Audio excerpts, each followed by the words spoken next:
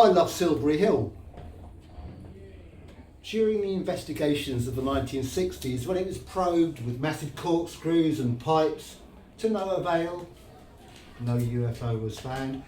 That strange cone was often featured on children's telly programmes like Blue Peter and Newsround. It's unlike anything else in Britain, and it's accessible. You can drive up, find a gap in the fence, there's always at least one, and you can clamber to the top if it's dry enough that you won't slip, and you can call out, but they won't come. But why was it built? Why was Silbury Hill built? On whose orders?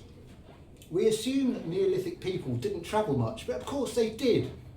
People have always travelled, and there's plenty of evidence for international trade too.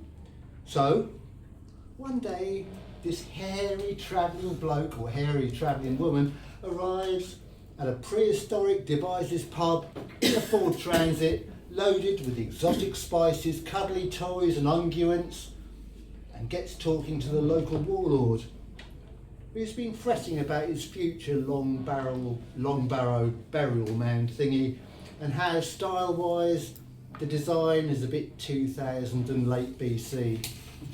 The well-travelled hairy nomad scratches a two-dimensional triangle on a bit of bone and says, "This is how real kings and queens do it out east, and it'll be a lot better than your poxy old barrow.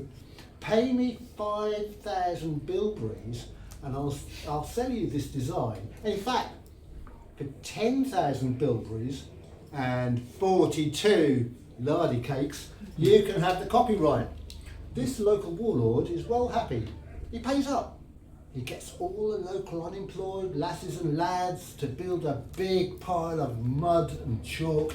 It's basically a very large pile of stuff that naturally forms a cone shape, because if you make a large pile of stuff and you just wait for a little bit of entropy, it will form that little cone shape. Anyway, so no one in the town had ever seen a real modern pyramid. So everyone in Wiltshire felt very smug, as people who live in Wiltshire generally do. The old warlord died, and the tribe realised there was no doorway to shove him in, and no burial chamber inside either. So after a few jugs of mead, they stuffed him into the nearest overflowing long barrow and kept stum, because style isn't everything, and he'd been a pretty shit warlord anyway. And Wiltshire folk have been a bit smug ever since. So it's a pretty dumb theory, but as good as some other stuff on the fake archaeology sites.